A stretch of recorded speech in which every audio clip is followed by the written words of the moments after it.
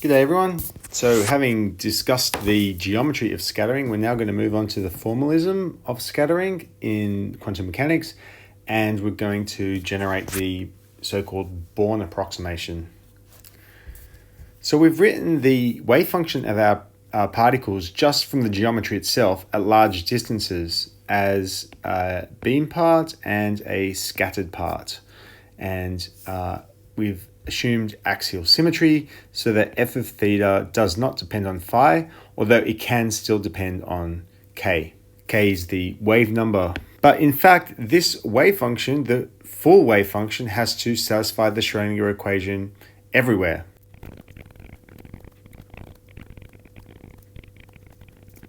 Where U of r is the scattering potential and psi is the wave function. Here the energy is the kinetic energy of the beam far away from the scattering potential.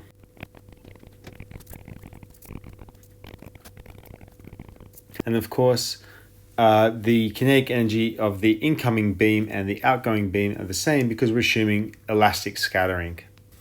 So we can write this as a sort of an inhomogeneous Helmholtz equation, a Helmholtz equation with a source. So this is the Helmholtz equation with a source term, but it's not really the Helmholtz equation because this source term also contains psi itself, which is the solution. Nevertheless, this is a kind of a useful starting point for us. So now I want to just quote a theorem, which I'm not going to prove, although we will sort of do a proof in the tutorials. The theorem is as follows. If you have a Helmholtz equation with a source, then the solution is, just to motivate this a little bit, we have seen this before in electrostatics.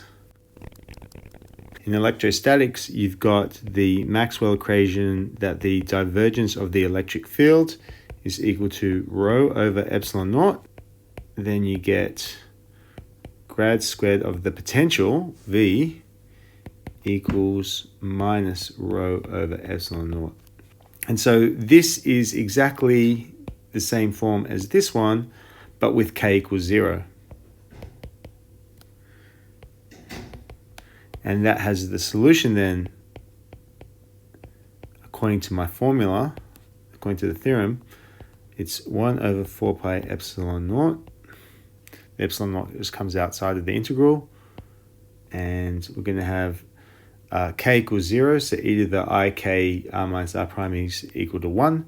So this is just q of r, which is minus rho over epsilon naught. So this is the integral of rho of r.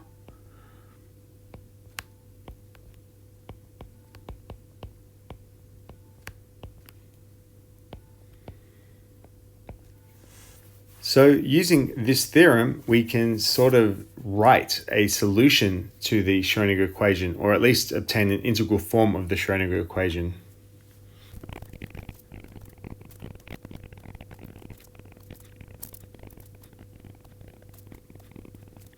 And here, this part is the solution of the homogeneous equation.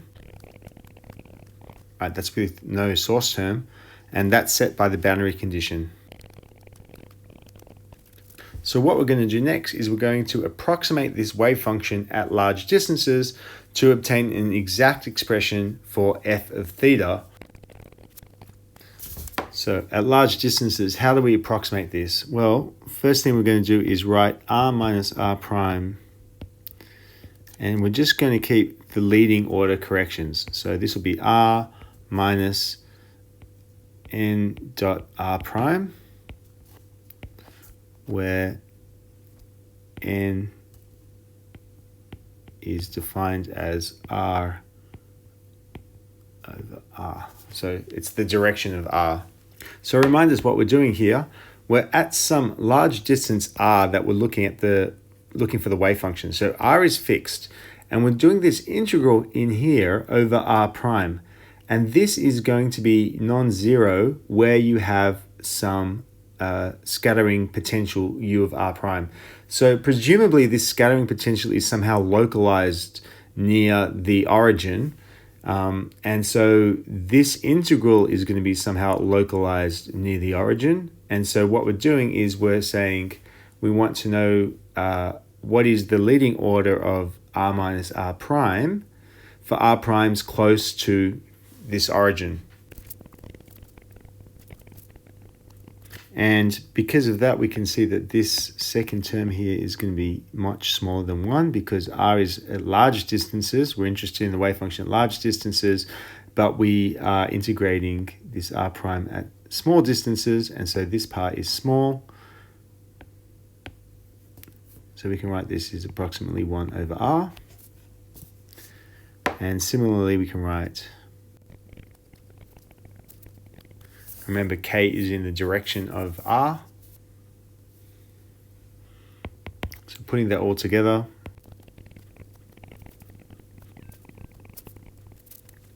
so this is the limit of our previous equation here as R goes to infinity. And now we can identify the f of theta here as this entire part here. F of theta. And this integral we could write as a bra wave function rather of a plane wave with wave vector k. That's the e to the minus ik dot r prime with the potential u and the wave function itself psi of r prime. So making this integral becomes a matrix element. We write this matrix element is just this integral by definition. And so this is a nice way of writing f of theta. And in this expression, where is the theta though? So theta seems to have disappeared. The theta is actually carried in the direction of k itself.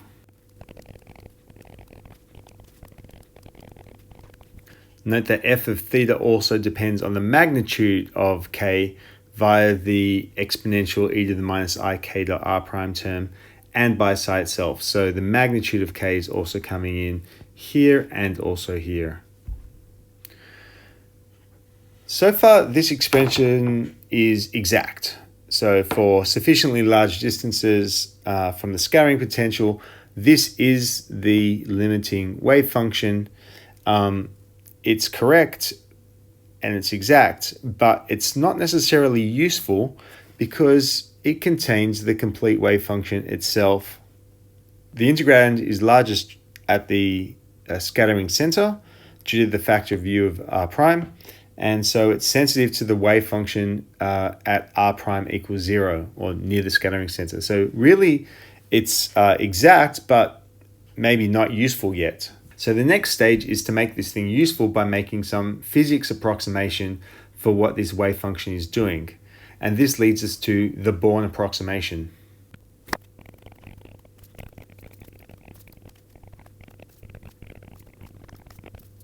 So the Bourne approximation says, assume that the wave function is not substantially altered by the potential in the region of u of r. And that's, for example, you could have a very weak potential u of r. We will generate conditions of validity after we state the theorem. But for now, I'll just write e.g. weak potential.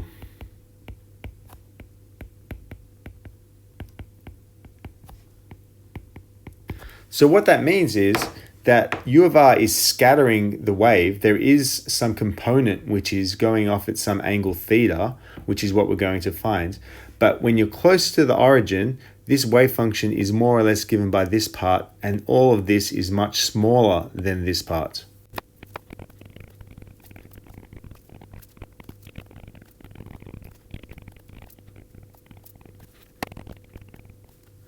So this is called the first Bourne approximation.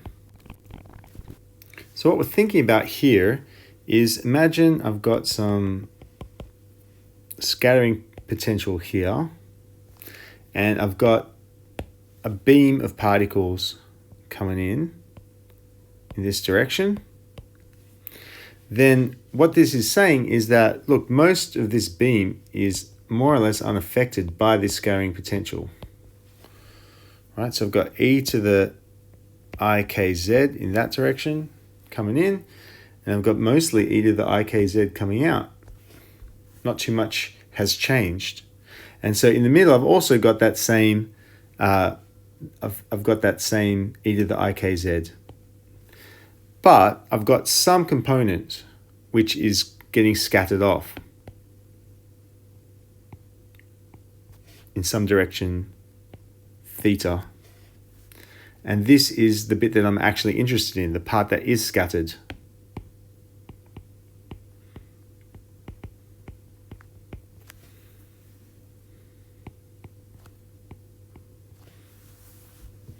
And it's coming off with some wave vector k, and this one has k naught. So that's putting together all of the geometry of what's going on with our approximation, that not very much of the initial wave gets scattered. And so mostly the wave function is at the origin here is the beam itself. And so that's why we can make this approximation where we will replace this wave function here by the incoming beam. And then we have this e to the minus iq dot r prime, where q is the difference between this wave and this wave vector.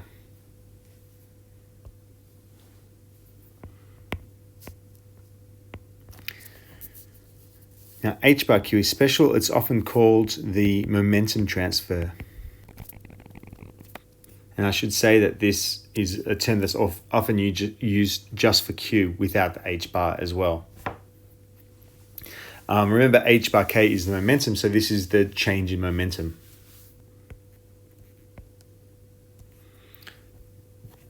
So remember, the elastic scattering, the magnitude of k doesn't change. We've got k naught is k in the z direction here, and we've got this k is the same k in the n direction.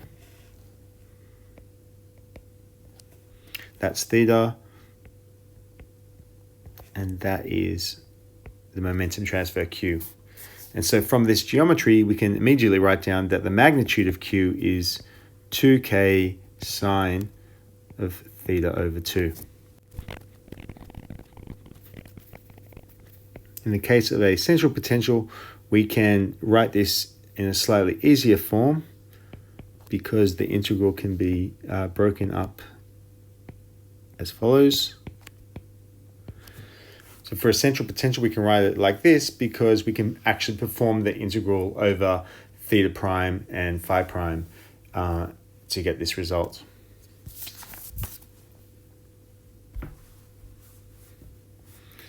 So the question of validity is important because so far all I've said is that in the scattering region, the potential should be weak somehow. So let's talk about how good this Bourne approximation can be.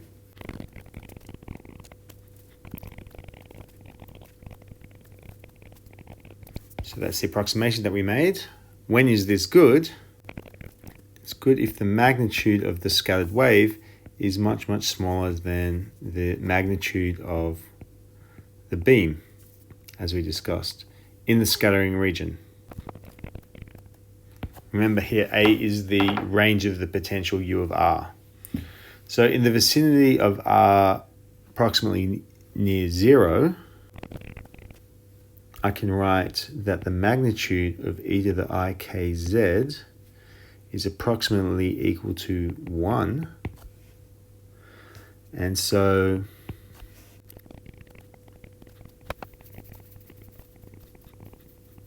I want to know the magnitude of this. And now I'm going to actually expand out the d cubed r prime and actually perform the integral over theta and phi.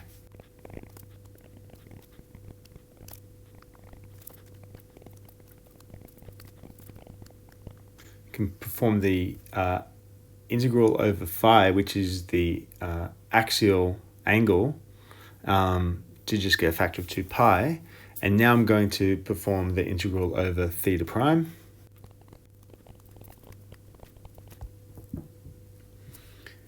And because this ratio here has to be much, much smaller than 1 for the Bourne approximation to be valid, I can write this as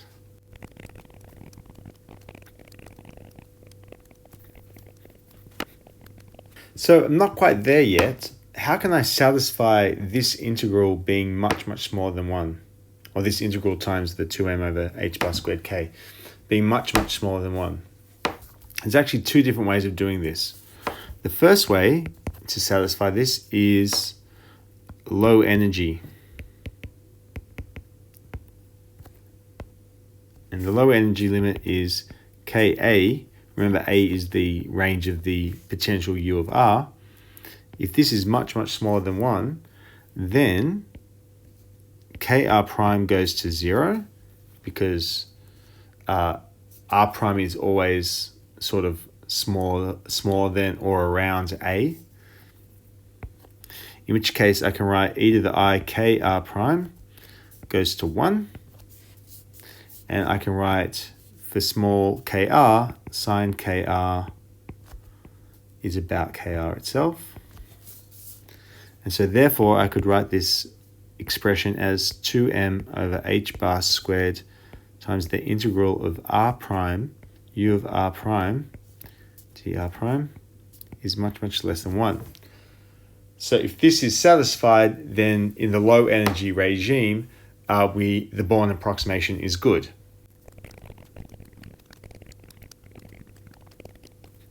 So if we had some U of R with some depth U0 and a range A, so you can think of this, for example, as just a square well potential, then this integral will be something like 2m over h bar squared, and now the integral becomes approximately U0, which we take outside, and the integral of r dr will be something like a squared, and that should be much, much smaller than 1.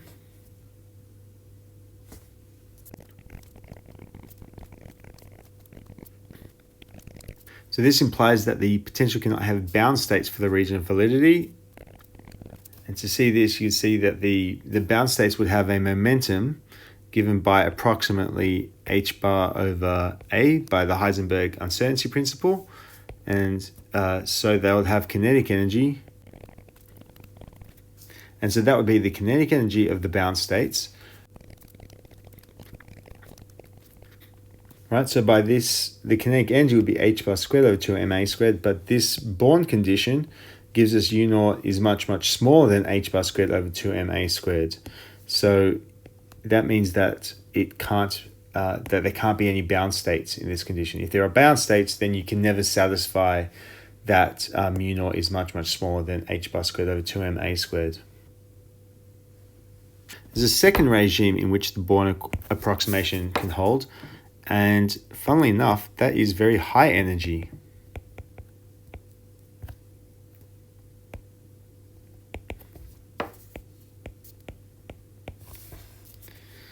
In that case, we can write, and the first term is going to be oscillating fast in our region of integration. So Ka is much, much greater than 1. We're integrating this equation near the origin with a prefactor u of r.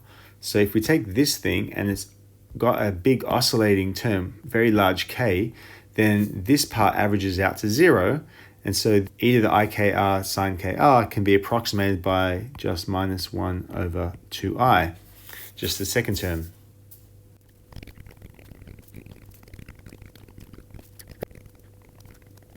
Right, that's our Bourne approximation. We can write that as m over h bar squared k integral of u of r prime dr prime.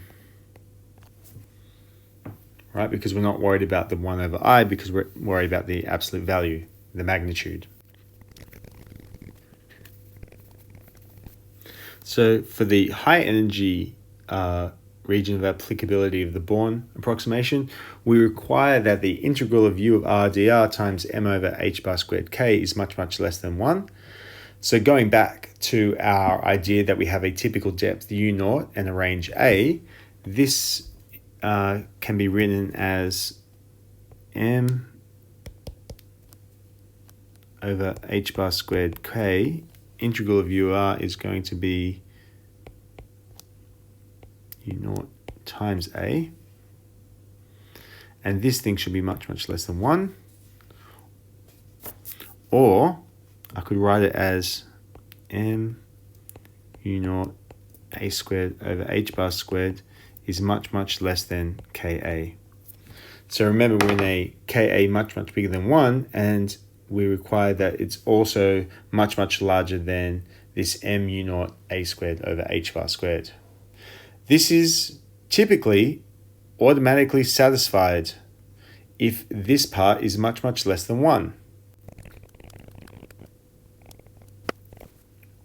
So what that means is that this condition, which is the one that we generated up here for our low energy scattering, m mu naught a squared over h bar squared is much, much less than 1. So that's now valid for Ka is much, much less than 1, but we've just shown that's also valid for Ka much, much greater than 1. So if this is true, then the Bourne approximation is good at all energies. So let me finally leave you with a couple of quick examples.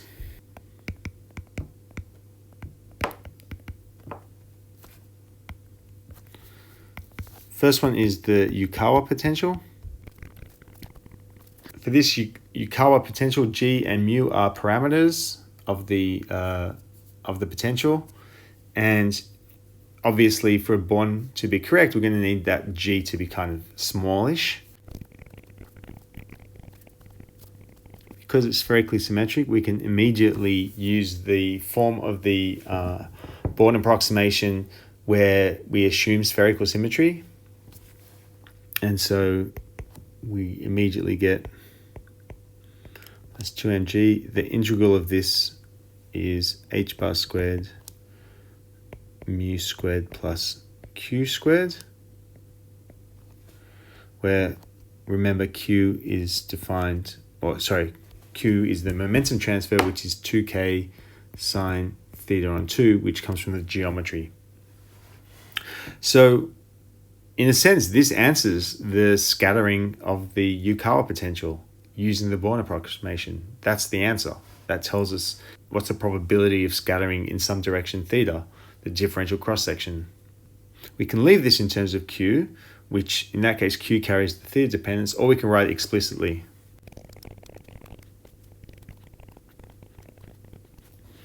Okay, so that's the differential cross-section in terms of theta, and we could integrate that over all theta to find the total cross-section.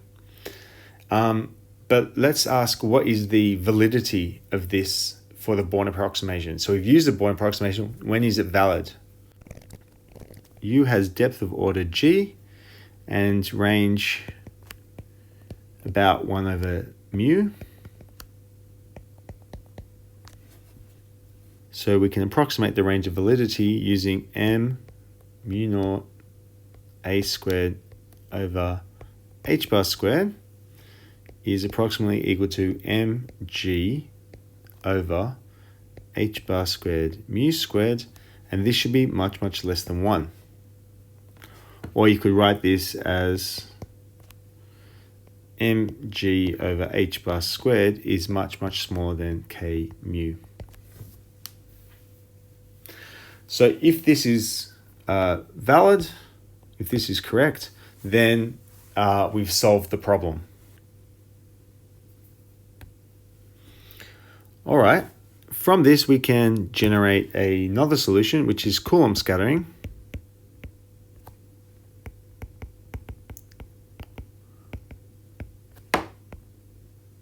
Coulomb scattering, and let's say it's from nucleus, which means that we can then say it's like the Yukawa, but with G is equal to ZE squared, and 1 over 4 pi epsilon naught if SI is your bag, and mu is equal to naught because the photon is massless. So this first term just goes as here. Where are we? So here, the potential is just 1 over r. This term is 1, and that's because this mu is effectively a mass of the intermediate boson. The photon is massless, so this goes to 0. Yeah, so mu goes to 0, and so this goes to 1. And then we would write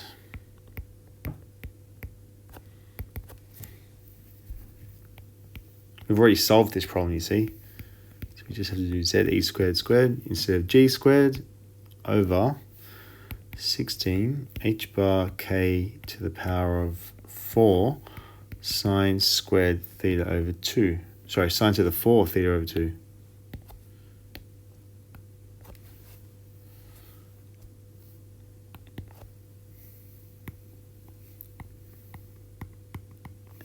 Often this is written as 16 e squared sine to the 4 theta over 2 with e equals h bar squared k squared over 2m. Okay, when is this valid? Let's have a look at the validity conditions. Using the Bourne approximation again, we would write that m z e squared times r squared over h bar squared r should be much less than kr.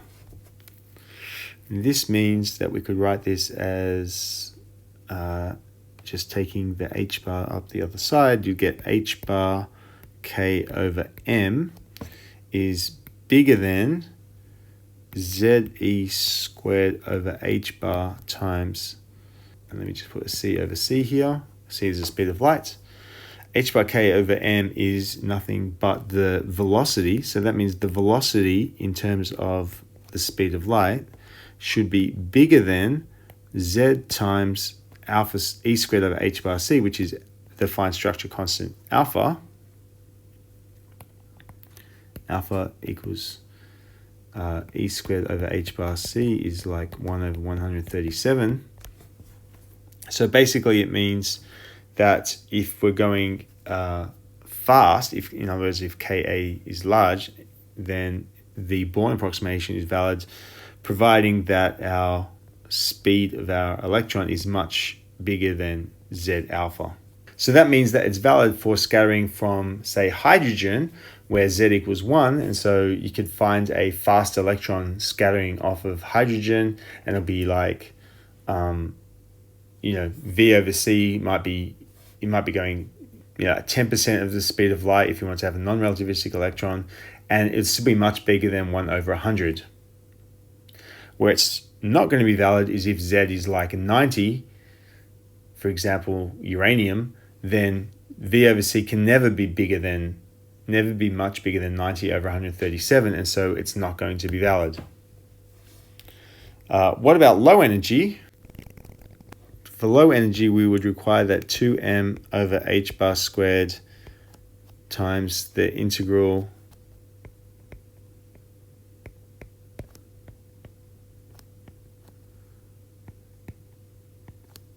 Can we ever have this satisfied? And the answer is no. The Coulomb potential is like gravity. It can have bound states at arbitrarily low energy. It's a long-range potential. So there's never going to be a time where we're going to have this be true. It's another way of saying back here that if we have a bound state, then we can never satisfy the low energy condition. And that's certainly the case here, because we always have bound states for the Coulomb potential, just like gravity.